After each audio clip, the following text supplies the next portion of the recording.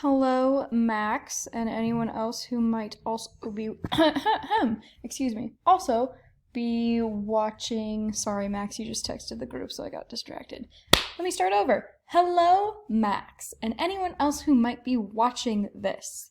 I have chosen to slightly revamp my co-taught lesson from Kim's class for this assignment because that lesson, when I thought about it, already had a decent amount of text sets into it. So I'll go through and show you what I added, what I changed, all that good stuff. I'll try to make this under 5 minutes. We're already at almost a minute. I ramble a lot, so my bad. Very quick recap for anyone else who might be watching this who wasn't in Kim's class or wasn't there when we did presentations at the very end. We did a lesson. I'm not going to describe it. But so this lesson is regarding an introduction to Romeo and Juliet and Shakespeare for 9th graders who maybe don't have very much background knowledge in Shakespeare. So we've got our materials, we've got our assessment, we've got our objectives, we've got all this stuff. But I'm just going to go into the meat of it for Bloom's and graphic organizers and what our text set is. And then I'm going to show you some of the text sets that I used for the text set. So the first graphic organizer that I used in this lesson was in our anticipatory set. It is a race to the board with a twist. It's a Venn diagram. So let's see here. You've got your classic race to the board rules, except for team 1 is saying everything they think they know about Romeo and Juliet and Shakespeare, and team 2 is saying everything they know about love stories and poetry. So that's graphic organizer number 1. It's actually going to be on the whiteboard, and everyone is going to be working on the same one graphic organizer. This also shows Bloom's level number 1, which is knowledge, and they are just recalling basic facts and answers from previous world experiences or classes. They're drawing from memory here. That needs a period. Ha ha ha.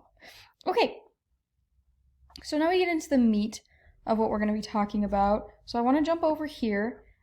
This is our text that we're going to be working with. 10 things you didn't know about Shakespeare.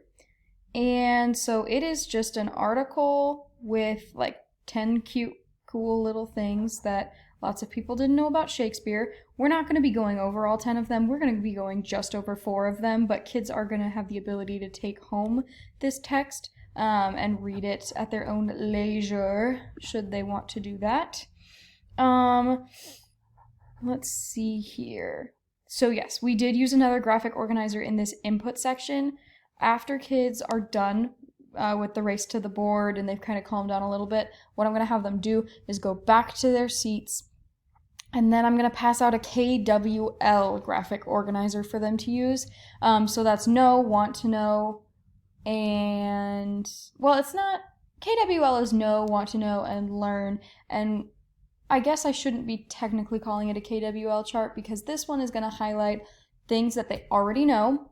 And for that column, as I wrote down here somewhere, they are going to be filling out the K column based on what they've just done in their Venn diagram graphic organizer. The second column is going to be stuff they've learned that day, and then the third column is going to be questions they still have, but we'll get to that at the end. So that is graphic organizer number 2. So I showed you our text. Let's go through some of the different sets that we're going to be using throughout that are not graphic organizers. We've got quite a few. I also want to stop really quick. Trish Coate was my partner for this assignment, so some of the stuff that's hyperlinked in here and some of the words are hers from the previous semester, so I want to acknowledge her work from last semester. I have changed some of the stuff, but her integrity still remains in parts of it. So we're going to jump to some of the other sets they're going to be reading. So I should very, very quickly tell you that they're going to be in 4 different groups. And so let's go, I did this one, number 10. So say there's a group of 5 students that are reading number 10. Every age reinvents Shakespeare. They're going to have that very, you saw it, very, very small, from here to here portion to read. And then they're going to have 2 supplementary sets in there that they're going to have to read or watch. So that's how each group is going to work. And then I will get to... I am already over 5 minutes. But I'm going to get to it.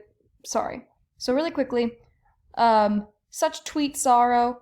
This is just how Shakespeare is still relevant today. Let's see here. For giving credit where credit is due to Shakespeare for coining so many of our modern phrases. This is phrases you use without realizing you're quoting Shakespeare. So like Love is Blind. There's a super popular Netflix show that's up right now that I'm in the middle of called Love is Blind. Shout out to Shakespeare for that title. It's a super weird show. You should watch it. Every age reinvents Shakespeare. Like, look at all these movies that we know. Or those aren't movies, those are the plays. Lion King. Everyone knows it. 10 Things I Hate About You. R.I.P. Heath Ledger. Julia Stiles is a goddess and amazing. It's a great movie. She's the Man with Amanda Bynes. Mean Girls. A classic. Everyone loves it. You can't sit with us. Stop trying to make fetch happen. And then Romeo and Juliet is the one we're going to be focusing on in this unit. And there's so many recreations of it. It is the ultimate tragic classic love story. As much as I don't like Shakespeare, I still have to give him credit. Okay, blowing through this, we got the KWL charts. Okay, so for guided practice, they're going to be going through their one text and their 2 supplementary texts or videos. And they are going to be creating a gallery walk poster that highlights their topic and then highlights one thing that they learned from their main text and one additional thing they learned from each of their supplementary texts. So this portion of the lesson plan actually highlights 2 Bloom's levels. So level 2 comprehension, students will demonstrate their understanding of the given facts and content by organizing, I spelled organizing the British way, and interpreting the given materials. I gotta fix that, sorry. It's gonna drive me crazy and I'm gonna forget about it. Okay, this is America.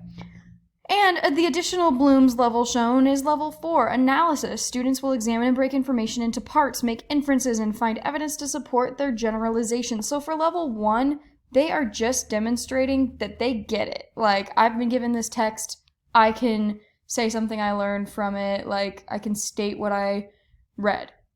Level 4, they are breaking that information into parts. They're highlighting what the main idea was, what the most important focus was, and they are putting that down.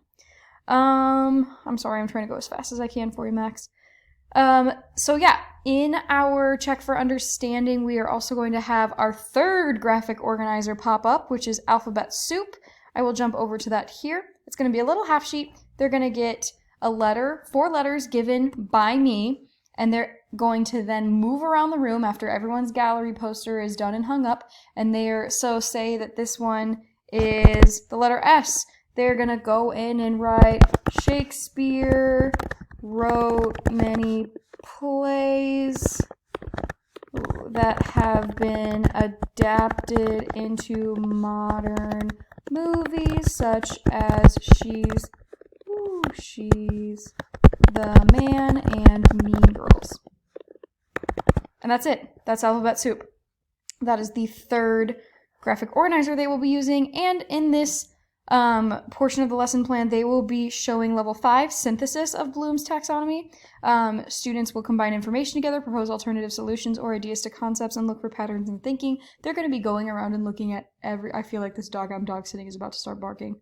So sorry if he does. Anyway, they're going to be going around and looking at everybody's given information and then synthesizing it down. Also, the graphic organizer, obviously, alphabet soup. They're going to finish the KWL chart as an exit ticket and part of their grade. And that's what I have. Thank you for bearing with me for 10 minutes. I need to figure out how to stop recording this. Thanks, Max, and everyone else.